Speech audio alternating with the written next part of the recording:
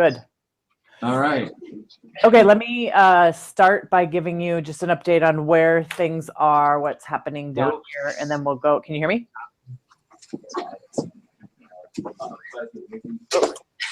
Can you guys hear me? Yep. Okay. So I'm going to give you a quick update on where things are and what's happening down here in Olympia. It's the end of week 2. I think it's a total of about 15 weeks if it goes on time. There are on my tracking sheet for your class, I've added a couple bills since we talked, but so there are 5 pieces of legislation that are on your tracking sheet. 2 of them had a hearing this week on the 18th in the Senate State Government Committee. Both of them are sponsored by the chair of the State Government Committee, Senator Mark Malosha, who's from Federal Way. They have to do with, one is kind of a comprehensive voting rights act that has a whole bunch of different pieces in it. And the other is a more simple, skinny down version that just allows for counties to, or allows counties to do, or provides for district-based elections. So just a little bit of, for you guys on those bills, before we move to the youth voting bill and the other, some of the other provisions. On the district-based elections issue, there are 5 counties in the state of Washington who vote for their county council people by district. So that means that there is a geographic area divided up. You vote for somebody to go to the county council from your district. All rest of the counties vote at large. So all of the county council people are up for election and everybody in the district gets to vote for the ones they want. King County, where'd my notes go? King County, Pierce County, Snohomish County, Whatcom County, and Clark County are the ones that allow for district-based elections. So obviously you sit in King County, so Seattle is part of a district-based election. So that is a fairly controversial issue in the legislature. The counties association, which is the association of all the counties, is opposed to that idea. The cities kind of like it.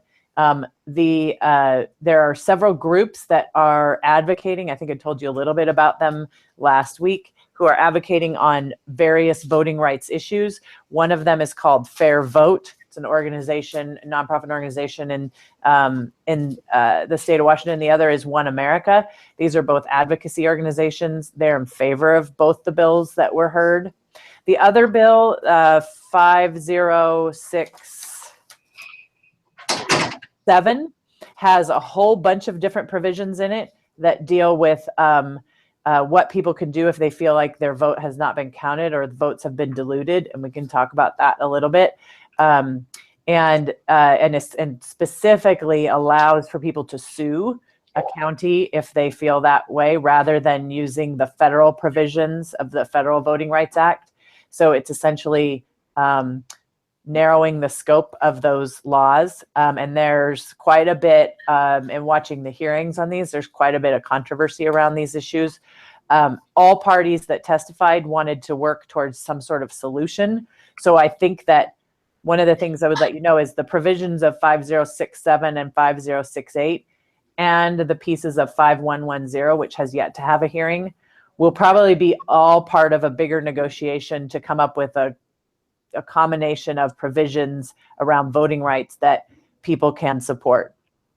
With respect to 5110 and some of the pieces in 5067, a couple of the key pieces for people are, one, like we talked about last week, allowing for 16 and 17-year-olds to pre-register to vote when they get their driver's license. The other is an automatic registration provision, which basically, if you are utilizing government services in some way, shape, or form, let's say you're on Medicaid, which is the state's healthcare system, or your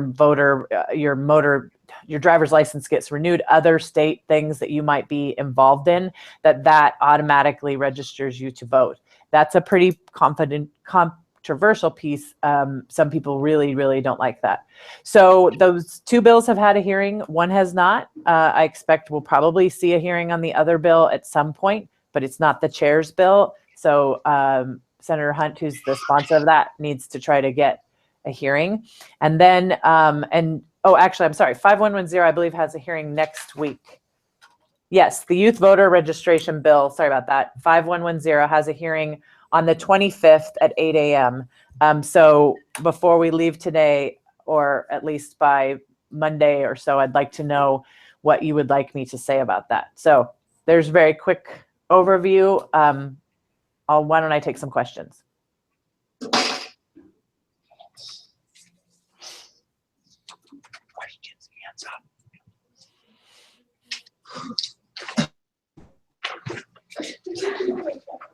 Camille has a question. I don't know if you see Camille. I can see a red sweatshirt, yes. How do you currently pre-register to vote, or how do you register to vote in general? You can register to vote in several different ways. You can do it online. You can also do it at, I think that driver's license offices and other state offices have the paper version of voter registration available. The argument that people make is that requires somebody to actually know that they need to go do it, to go online or to go to a particular place. And their argument would be having these automatic registration activities would increase the number of people that were registered to vote, so that they had that opportunity. Yeah, in the back. So this whole thing is trying to, the goal of this is to increase voter percentages, basically. It's basically, the idea is to make sure, well, a couple things. One is to broadly ensure that all the people in the state of Washington who have the right to vote are given that opportunity. Two is to make sure, and many of the proponents of all these bills believe that there is a disproportionate number of people from different communities of color, low income, etc., who don't have the resources. When I say resources, the understanding of the opportunity, where they need to go. So the goal is to expand access to voter registration to people who just might not know how to do it. And so broadly ensuring that all of those who have the right to vote are given the opportunity to actually do that. If I were to paraphrase the advocates on this. Yeah, in the blue. What's the counter argument? What's the other side? Well, there are a couple things that people are concerned about. So with respect to the district-based elections changing, and the counties assert that the Constitution of the state of Washington requires a uniform system of election, and if they're concerned that the provisions of this might be contradictory to the state's constitution. In addition, they're very concerned with what's called a private right of action, that is giving people the right to sue counties if they feel there's been voter dilution. Voter dilution is when you don't have the lines drawn appropriately and people get ballots for not their actual districts. And so the counties are very concerned that they will get sued too many times. It will be very expensive because every lawsuit costs the counties a bunch of money. So they don't like that. As far as the broad voter registration, there are people that are very concerned with making sure that people that get registered are actual U.S. citizens and legally allowed to vote. There is another issue that's working its way through the legislature right now that deals with what's called Real ID, and that is ensuring that we are better, as a state, ensuring that people who have status are legal in the state of Washington. And so there's concern by automatic voter registration that it could inadvertently capture people who are actually not eligible to vote. They may be eligible to drive, but they're not actually eligible to vote because you have to be a U.S. citizen to vote. So those are some of the broader concerns. I think when there's a hearing on 5110 tomorrow or next week, we should hear more about what the actual specific concerns there are. But that's what I've sort of been hearing around with people that I've talked to. Okay. Yeah. When you register to vote, are you able to vote the rest of your life, or do you ever have to renew your registration? That's a good question. I'm trying to remember what I do. I think You're eligible to continue voting. You have to, you're required to change your address if you move because you might be in a different district. I'm going to make sure that I am answering that correctly, so I'm going to write that one down. Other questions?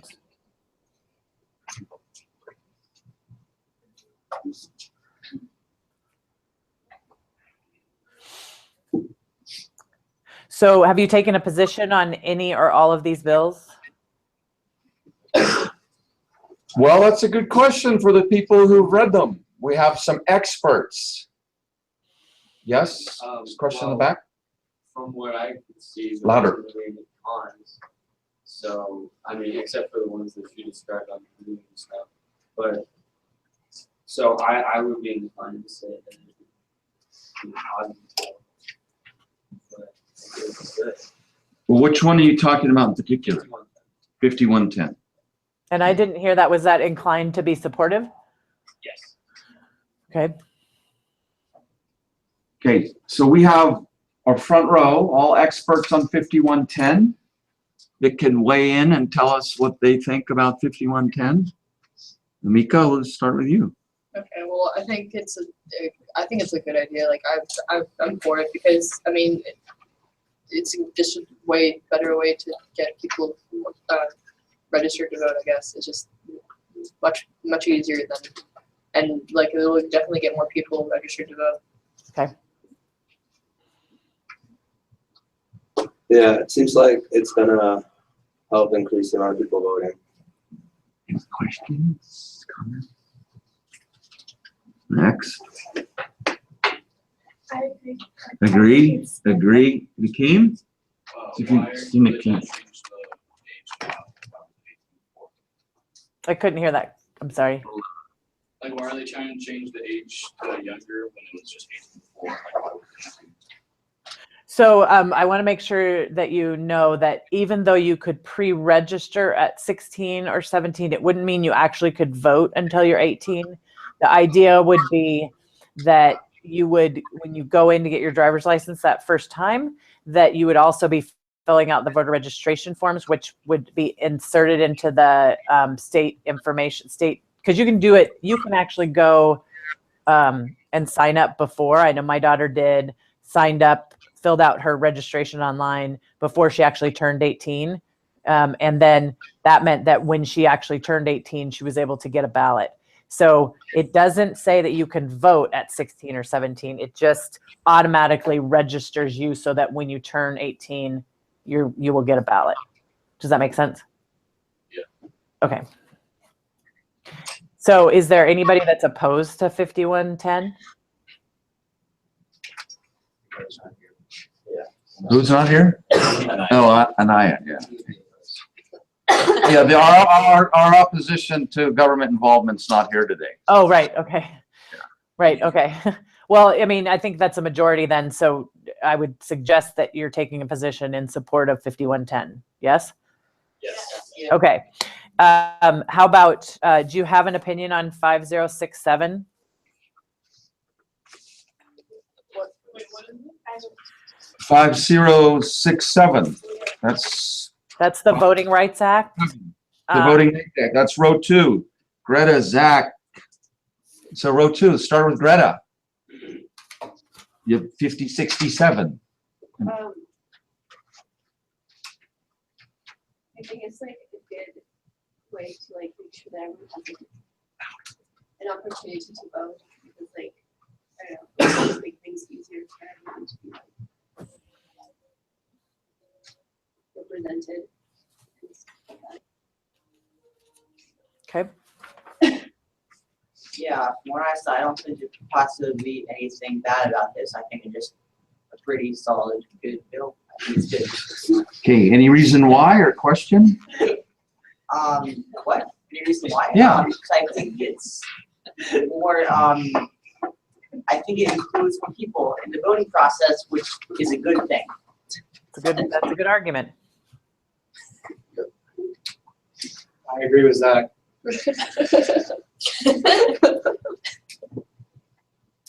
Good. I have no Any other? Anybody opposed to 5067? Anybody have questions on 5067? I didn't hear That's, that. yeah, the rest of the class, we've had only, that crew was really focused on 5067 since it was pretty lengthy and involved. What's the difference between the first one and the second? Ask the, your Yeah, people. what's the difference between the first one and the second? Well, I think somebody else can answer better than I could. I didn't get a long time to read through it, and like I just kind of skimmed it. So, anyone else want to answer it? You skimmed it. Okay, we'll keep our focus.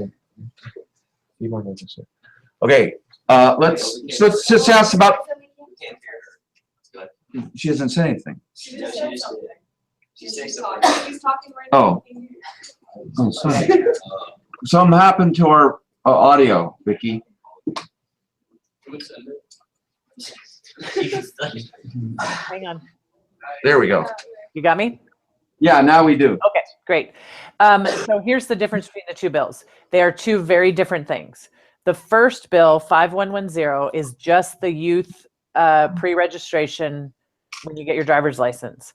The second bill, 5067, first allows, creates what I called a cause of action. That's where a member of a protected class, that is by ethnicity, by gender, there's a whole list of protected classes, which I can give that to you if you want. But if that person believes that they have been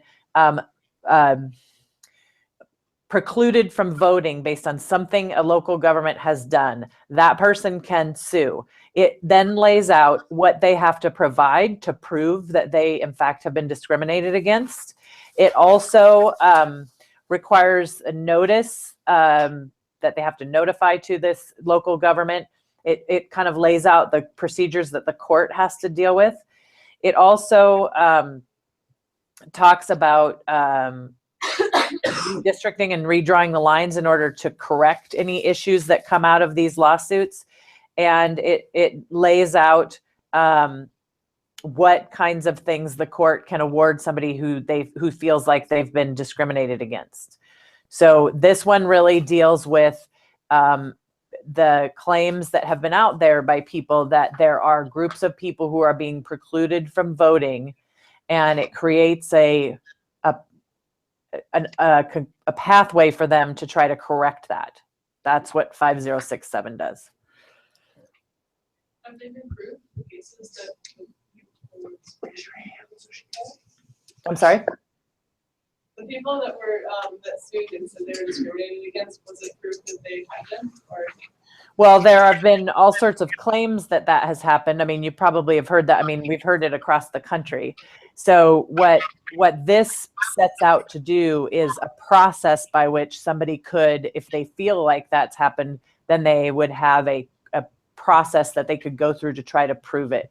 So there haven't been court cases that I know of. There could have been, but what this is trying to do is address an issue that people have said is happening and provide a process. Now, the person would have to go to court just like any other and prove that they were actually discriminated against. It doesn't just automatically assign remedies to them, but they would have to go through that process.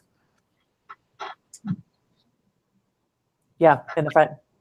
What would they get in return if they got to prove that they were discriminated against? So in the remedies section, the court can order, if there is actually a violation, they can require the local government to change the district boundaries to make it worse, create a district-based election like I told you, or something else that actually fixes it. And then it talks about and then they can award reasonable attorney's fees to the person who prevailed. So if the person suing wins, then the court can require the local government to pay them lawyers' fees. If they lose, then that person would have to pay the local government lawyers' fees. It does not provide for any sort of monetary award. It's not like you could sue and receive a $50,000 payment. Essentially, if you sue, the result would be requiring that local government to fix the issues that were the problem, and then, helping people with whatever the cost of their attorneys were.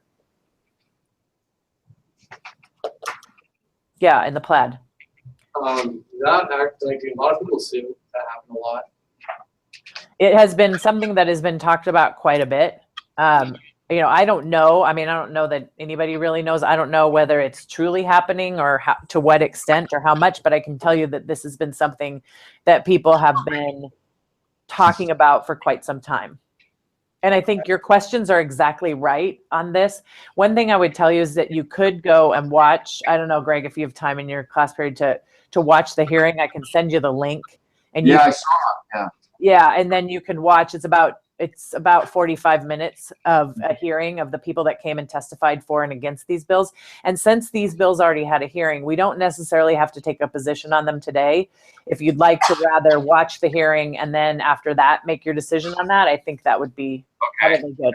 So before you guys leave, what I need, and I'll email you, Greg, on this, what I need for Tuesday is if everybody could just write me, I need a couple more arguments about why we like 5110. I will probably testify on your behalf on that bill. So I'll go up to the table and talk into the microphone on your behalf. So I need good arguments because I don't want to sound stupid. So write me some good stuff and send it to me before then. Yeah, some talking points. Okay, great. Okay. Okay, bye. Greg, we'll talk in 10 minutes. All right, see ya. Bye. That went pretty well. They asked some good questions. Yeah, that's cool. No downtime. That's good. Yeah, I would just send it and